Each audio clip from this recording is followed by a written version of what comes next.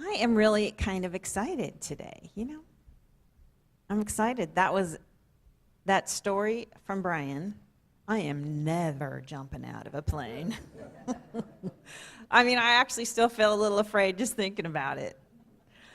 And Laura's awesome inspirational talk, you know, just reminded me of when I first started getting inspired.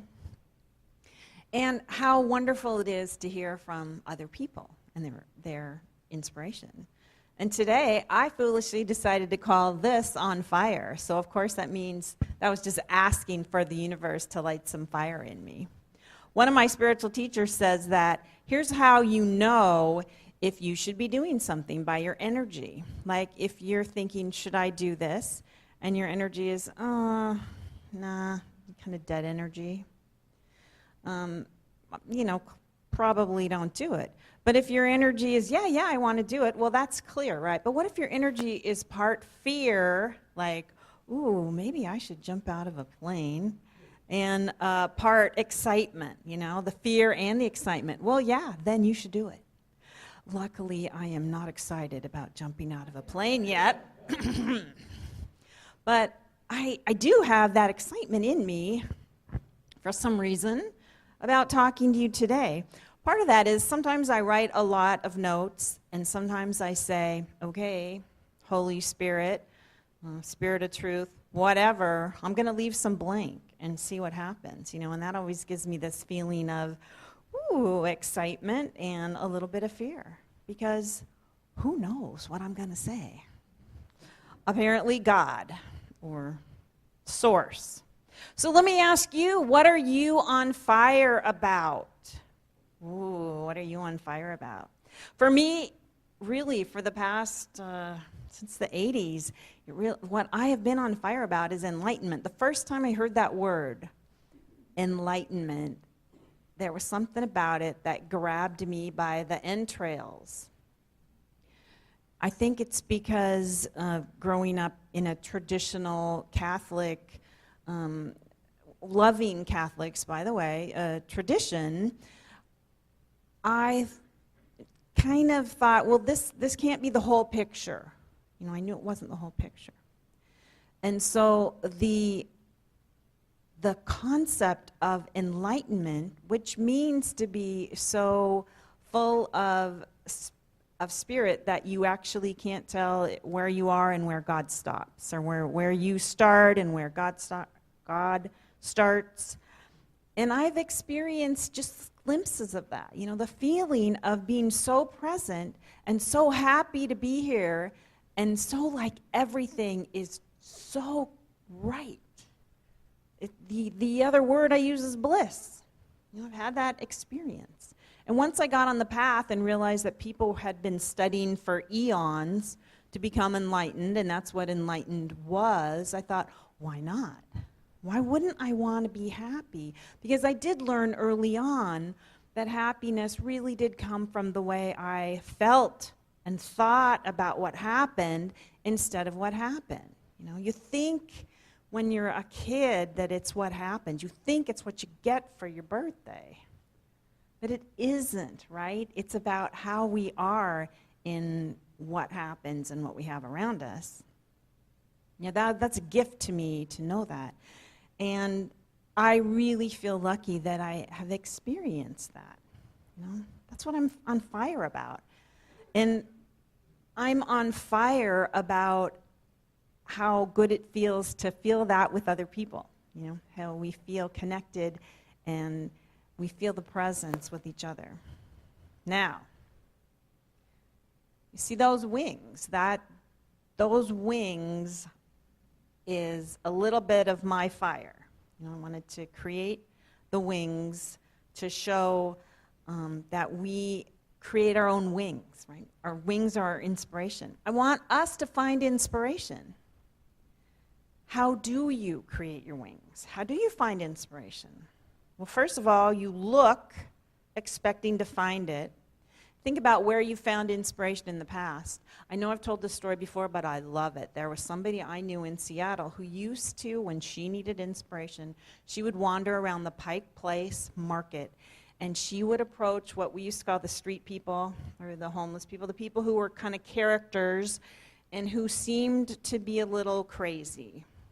And she would go talk to them and engage them in a conversation. And just the way Laura heard, wisdom from, let's see, no, I can't remember which one. Young and the Restless, the doctor on Young and the Restless, she would get a very particular message from a random person wandering the streets in the Pike Place Market in Seattle. I love that story so much because she went looking for it. That had been her pattern, and then that just where would she'd find the answer to things. Roland, my husband, he finds inspiration when he's in a foreign country, when we're traveling and everything is not perfectly planned, because then we might be able to have an adventure. Like if we have a place to stay every night, he's not going to be happy. He likes to go to countries, especially when we can't speak the language, and have a few days where we don't know what we're going to do or how we're going to get there. That's what gives him inspiration. And we are going to get to have a lot of inspiration. We're traveling to Vietnam and Cambodia in October, which is going to be a great opportunity for us, and we will tell you all about it. My son and his wife recently got some inspiration from watching a series of YouTubes from a couple who apparently moved to Japan. I think they were funny YouTubes. Americans who moved to Japan and who worked there. And so he and Sarah, my daughter-in-law, have decided that they're going to go to a foreign country. She's a teacher. She's going to look for a teaching job. He says he's just going to make candy and sell it on the streets. And that's what they want to do. So that's their inspiration. And they got that from watching some goofy YouTubes, right? So where do you turn? Do you listen to music? Do you meditate? Do you go out in nature? Do you jump from planes? Some people do. What about scripture? How about Rumi? The Daily Word? Australian football? Where do you get your inspiration? Well, along with looking for inspiration, take some time and make your particular own vision and mission statement. If you haven't done that, I invite you to do that. It's really, you don't even have to be very processy about it. You can just kind of think, well, what is my vision? What is my mission? Mine has been for, the past 10 years or so, and the wording changes a little bit, but it's the same thing. It is to get enlightened, collaborate in conscious community, be kind, and create art. And I mess with the words every now and then. Sometimes it says stuff like lead in community or create community. But I like the words to be alive for me. So I bring it out at least once a year and print it out in pretty letters on my computer and figure out how it has meaning to me. Because basically everybody, you see right there, I am an aspect of divinity. Just look at that. Really consider having somebody take your picture in front of that. I'm an aspect of divinity. I would just love to magically give you that belief, like 100%, that you've got that, and 100% of this life. And what I want to say is, this actually leads to that you have a relationship with what I'm going to call the Creator. Now, not everybody here shares the same thoughts or feelings about if there's a God, if there's a higher power. I know that, and I respect that. But I want to tell you that to fully get that we are an aspect of divinity, I would suggest that one would at least investigate your relationship with the Creator. And here is why. Because if there is a Creator, there is something higher or greater than me, and that works for me. Remember last month, and I'm going to bring up this again, this because it's about consciousness, that you take the body the body, in order to feel the body, you need a mind. In order to be conscious of the mind, you need a consciousness. Like when you're unconscious and you're asleep, you're not feeling anything, or when you're knocked out in surgery, whatever, you're not feeling anything. So your body needs the mind needs the consciousness, and the consciousness, I say, needs the greater consciousness, And that's what I talk about when I say I feel enlightened. It's those moments when I connect to greater consciousness. Most of the time I hang out in my consciousness, I hang out in my consciousness. But when I have that connection to the greater, the source, the creator, that's when I feel the divinity. Okay? That's when I know I am an aspect of divinity. So it works, and it is a bold statement, by the way, right? To have a relationship with the creator. It says you didn't create yourself. It works because it frees you from the control of the ego. And the ego are the small thoughts and the petty thoughts. The ego would say, you cannot go out of an airplane. You cannot put wings on the wall of the sanctuary. You cannot get up and give an inspirational interval. And why would you even put a post-it note on your mirror, right? The ego says stuff like that. The ego wants to keep us safe and small, or the ego thinks it's safe, but the ego wants to keep us small. The ego is the part of us that is small. It's a survival. We, as spiritual beings on a spiritual path, we want to use our ego and transcend our ego and hook up to those wings, to the aspect of divinity. So the other thing about that we have to do is go with recognizing the blocks. So the blocks to recognizing your divinity is making anything outside of yourself the source. For example, anything outside of divinity, the source. Let's just say you really believe that the company you work for is the source of your prosperity. That paycheck is the source of your prosperity. Well, you're actually giving away, you're actually making that company the creator. You're saying the source of my prosperity or my feeling taken care of is not divinity, it's that company. And we do that all the time. Hey, I am right in the human pot of doing that. Learning not to, but still going there. Thinking that the people in your family or your partner or your friends are the source of your well-being, right? That's so easy to get into that one, to think that my husband is the source of my well-being. If he and I are not simpatico or saying nice things to each other, then I do not have a sense of well-being. Well, that's giving away my spark of divinity and my relationship to the Creator. It's giving it away. And of course, we get that way because of the little lumps of unforgiveness. So, hey, that means forgiveness process, right? And we all know there's a lot of ways to forgive, and we know that's our work. So, I have an interesting thing about relighting the fire in you.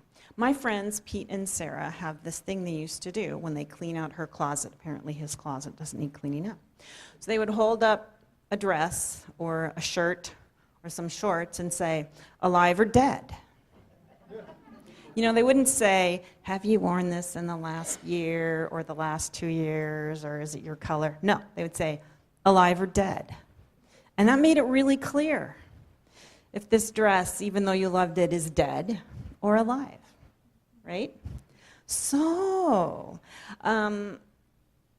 I was thinking that might be a really handy way to reignite some sparks. Go in your closet, maybe your actual closet, your metaphorical closet, your ideas.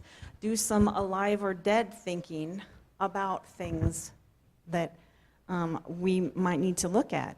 One of the other things I want to say is when we do our offering for giving the love offering, when we say our affirmation, Cindy Sheekwin wrote that because she wrote it a couple of years ago. She was saying, when I do this, I need it to have a little more meaning. Did you forget that you wrote it? Oh, well, it came from Unity of Tucson, but she said, a lot of unities everywhere have a similar thing. And I don't know about you, there's certain things we say over and over again, like Laura changes the affirmations on your mirror, right? There's certain things you say them after a while, they feel a little dead, even if they have meaning at one time. So she put that still has aliveness for me. She put some aliveness into our affirmation for our offering. And I was just wanting us, I'm going to ask you, next month we're going to do some inspiration. We're visioning and looking at intention in October. So just honestly, how do you feel about this? Is this alive? Does it need a little rewording? Is this alive or dead for you? We are welcoming, loving, joyful, and empowering. I don't need you to shout it out because I just think about it. If that's alive or dead for you. It's not as alive as it used to be for me. We celebrate unlimited love, peace, harmony, and enlightenment for all. I might want to tweak that. I might want to make it a little more alive. There is only one presence and one power. That works for me. It's completely alive. Active in my life and in the universe, God the good, omnipotent. I don't know about God the good, omnipotent. That might need a little rewording for me. Unity of Des Moines is a radiating center of God's love, mighty to attract its good and to radiate good to others. It's like what I want to do is plant the seed of looking at the things that are going to ignite us and put a little more aliveness into them. Hold up the things we say and the things that we vision together with more aliveness. So this week, here is what I'm going to give you a assignment for. Get a head start this week and play with what inspires you. Maybe you could make a list of 3 things from the past that you would inspire. Like for me, I might think going for a walk in nature. That would be one thing that would inspire me. So seriously, think of 3 things that you did in the past that inspired you. And then think of 3 things that you might want to do, like jumping from a plane.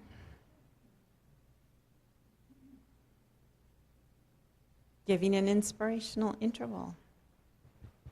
Traveling to a foreign country with not having everything set up. Think of 3 things that you might want to do.